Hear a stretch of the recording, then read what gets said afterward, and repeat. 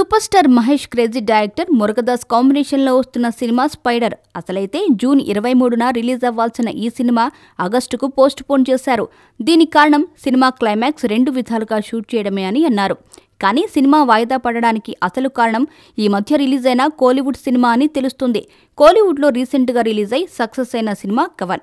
ఆ సినిమా కూడా మహేష్ స్పైడర్ను పోలి ఉంటుందట. అందుకే ఈ సినిమా కథలో కొన్ని మార్పులు చేసి తెరకెక్కిస్తున్నాడట మురుగదాస్. ఇప్పటికే 80% పూర్తి చేసుకున్న స్పైడర్ ఇంకా కొద్ది టాకీ పార్టుతో పాటుగా పాటలు షూటింగ్ చేయాల్సి ఉందట.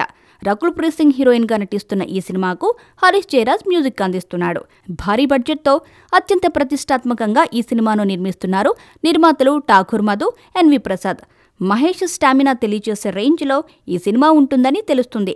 స్పై ఏజెంట్గా మహేష్ కనిపిస్తుండగా సినిమా అంతా రేసీ స్క్రీన్ ప్లేతో ఉంటుందని టాక్.